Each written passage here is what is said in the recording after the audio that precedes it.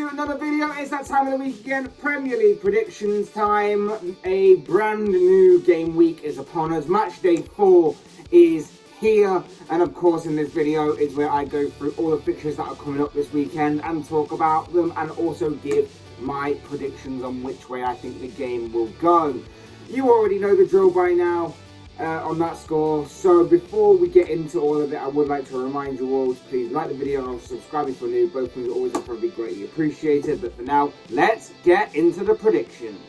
Alright, we're kicking things off with the 12:30 kickoff on Saturday. The lunchtime kickoff on Saturday, it takes place at St Mary's. It is Southampton taking on Manchester United. Both teams picked up their first victory of the brand new season. Last time out, the Saints beat Leicester by 2-1, whilst Man United pulled off an incredible 2-1 victory over Liverpool on Monday night. Now, in saying that, I would say that if history is anything to go by, United pick up a big win like that and then go on to drop points in a game that they're favourites to win, shall we say. I think in this game, if you were to pick a favourite, I think most people would probably pick United to win. But history does tell us that United do tend to slip up in these types of games. And let's face it, it will be typical United to lose to both Brighton and Brentford, beat Liverpool, and then go on to drop points to a team like Southampton, with all due respect.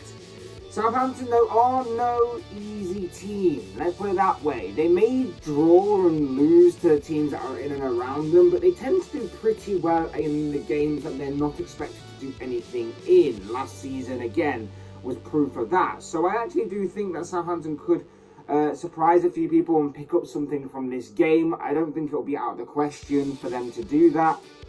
And like I said, I think history does tell us that both of those things can go together. That United will drop points in a game that they're expected to win. Southampton will gain something in a game they're not expected to get anything in. And until proven otherwise, that is what I'm going to go for.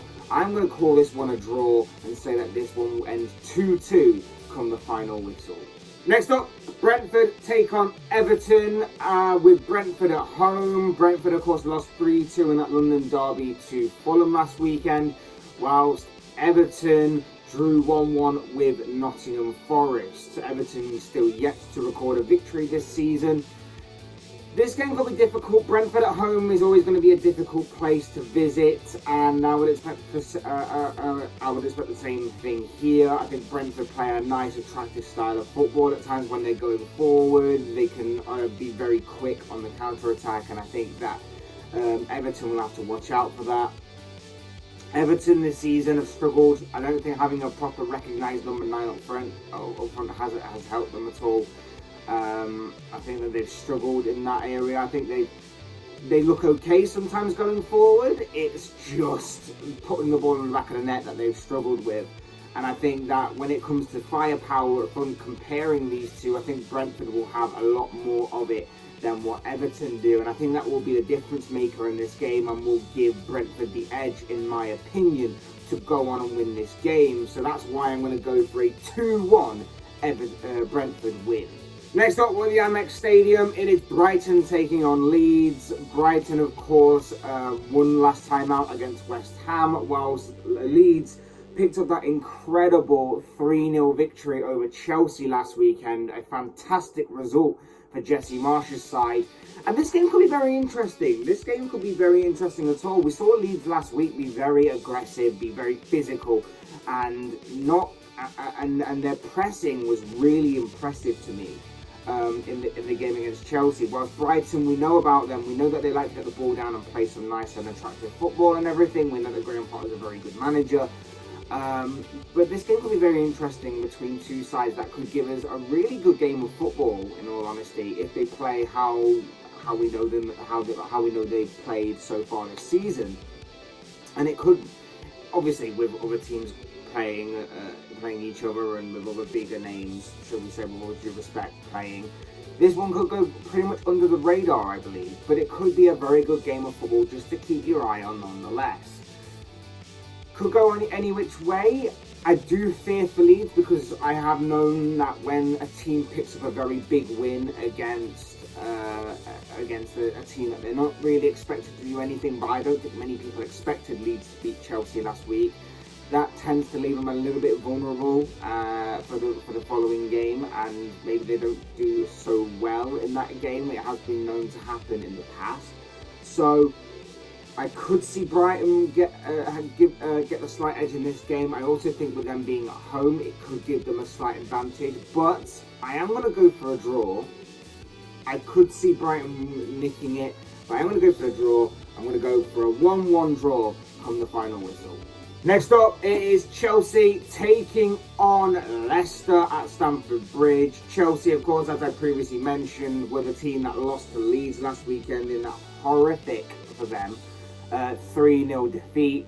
Whilst Leicester are yet to win this season, they lost 2-1 to Southampton last weekend. It is not looking good for Brendan Rodgers or the Foxes in any kind of capacity whatsoever so far this campaign. This one could be interesting. I would imagine that Thomas Tuchel's really gotten into his side this week following that quite humiliating defeat to Leeds last weekend, and there's been a lot of preparation on the training ground and everything. Whilst for Leicester, they've got a number of problems to sort out right off the bat, and it doesn't look good for Brendan Rodgers right now. It has to be said, it doesn't look good at all. This one could be very interesting. I would imagine Chelsea get the win here. Leicester don't look particularly great this season. They've got massive defensive frailties, and although they kind of look good going forward, James Maddison's in some good form in particular, and of course they still have players that can definitely hurt Chelsea at times. I can't see past Chelsea not getting back to winning ways in this game, just because of how I imagine Thomas Tuchel's really gotten into his team this week, how they'll be defensively stronger in my opinion, and I think that they'll be able to carve out some really good opportunities and chances against Leicester, and they will take them. I'm going to go for a 2-0 Chelsea win here in this game.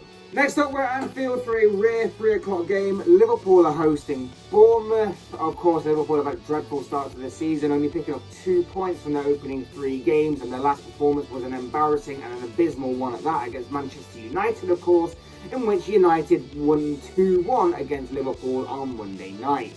Whilst Bournemouth are on the receiving end of a 3-0 hammering by Arsenal last weekend, making it back-to-back defeats for the Cherries. Now, this surely has to be the game in which Liverpool ignite their season, in which Liverpool really kick off their season from here. Surely Liverpool cannot go 4 games without a win in the Premier League at the beginning of the season. Surely Liverpool must get a win in this game against a relegation-threatened Bournemouth side. Surely. I'm not entirely confident, given how recent performances have gone. I would think Bournemouth may fancy their chances a little, seeing as how Liverpool have played in previous games, and how maybe the likes of United and even Fulham at the beginning of the season have probably given these kinds of sides hope that they can get something from Liverpool. Also, with the way that Liverpool have defended in recent weeks, I think that Bournemouth probably will score, because every team looks like they can score against us whenever they go forward. So that's pretty terrifying to kind of know. But I think even Liverpool will probably get the job done here. I'm expecting a few changes, maybe a few exciting ones at that. Maybe the likes of Fabio Carvalho coming in, maybe playing as the false number 9, or maybe even Salah moves to the false number 9, or plays up front, or maybe Diaz moves to playing up front, something along them lines, just to make it seemingly interesting and maybe shake things up a little bit, because Liverpool have been very predictable, very boring in recent games, and obviously that has contributed to why Liverpool have had such a poor start to the brand new season. And I know that I said it last week, but surely Liverpool will win this game. I said that last week, and look how that turned out. But surely this has to be the game that kicks off Liverpool's season. Like I said, I'm not entirely confident because of how we played in it. It's mad to think that I'm not entirely confident, given how a few short months ago Liverpool were challenging for the Premier League title, winning the FA Cup, challenging and being in the final of the Champions League and so on and so forth. And now I'm not even entirely confident that we can get something at Bournemouth. That's just mad. I am still going to go for a Liverpool win. I am still going to back my team. Not entirely confident, but I'm going to say that Liverpool win this game. And I think at Anfield, I think they'll do it. And that's why I'm going to go for a 2-1 Liverpool win. Next up, we're at the Etihad. It is Manchester City hosting Crystal Palace. City, of course, dropped points last time out with a 3-3 draw, an incredible and exciting 3-3 draw it was against Newcastle, whilst Palace were victorious in their last game. They beat Aston Villa by 3-1, an incredible victory for Patrick Vieira's side. This one could be interesting. And it is interesting because Palace are a notorious bogey side for Manchester City at times. I think last season in particular, City lost to Palace at home and drew to them away. So Palace do have some sort of hold on City that not many teams have, and which makes them a difficult side to face. Now, does that obviously change with the likes of Erling Haaland coming into the fold for City? And obviously starting off okay, I guess. Got 3 goals in his opening 3 games of the season. Does that change things a little bit? Does that change Patrick Vieira's plan at all? This could be interesting to note, but Palace are a tricky side, and as we know that they are a very tricky side to play against and can give some of the bigger teams a run for their money, as noted earlier with how their history is with the teams like Manchester City, for example. So I think that this one may be much more difficult to call than what many people are thinking, and may actually shock some people this weekend. So I am going to go for a bit of a shock result here and say that this game will end 1-1 come the final whistle. Although, if you are to pick a favourite, City probably would be that. But I'm going to go with 1-1 nonetheless. Jumping ahead now to Sunday's games, and first up we've got Aston Villa taking on West Ham at Villa Park. It's been a poor start for both sides, to be honest. Villa were beaten by Crystal Palace last weekend. West Ham are yet to even score a single goal in the Premier League this campaign so far, yet let alone actually win a game so far this season. And of course they lost to Brighton last time out. So this is a really big must-win game right off the bat very early in the season for both sides, who were probably feeling a little bit of pressure, especially on the managers. Now, Villa's defence do not fill me with any confidence whatsoever, so maybe West Ham can get their first victory of the season, but also West Ham's defence don't fill me with much confidence either. So maybe Villa can use the firepower that they have, and obviously the likes of Danny Ings and Buendia and Watkins, to maybe get another victory on the board. Could be a very interesting game in that respect. Could be very interesting to watch these two teams go at it with defences that are not exactly at their peak. Villa's defence from set pieces especially looks an absolute shambles and a train wreck at times, so that could be interesting to note. But I think Villa may have more firepower. We haven't seen the likes of Jared Bowen or Mikel Antonio properly hit the ground running yet of this new season, so maybe this could be the game for them to reintroduce themselves. But I think that I am going to lean more and slightly more towards Villa in this aspect, and I think that Villa will just about pick up the win, and I am going to go for a 2-1 Villa win. Next up, Wolves are taking on Newcastle at Molineux. Wolves, of course, lost out to Tottenham last weekend in a 1-0 victory for Spurs against Wolves last Saturday, whilst Newcastle were involved in that incredible 3-3 draw with Manchester City last Sunday. This one could be an interesting game. I did note last week that Wolves look very good until they get to the final third, and then when they get to the final third, they seemingly run out of ideas, panic, and are not exactly the most composed in front of goal.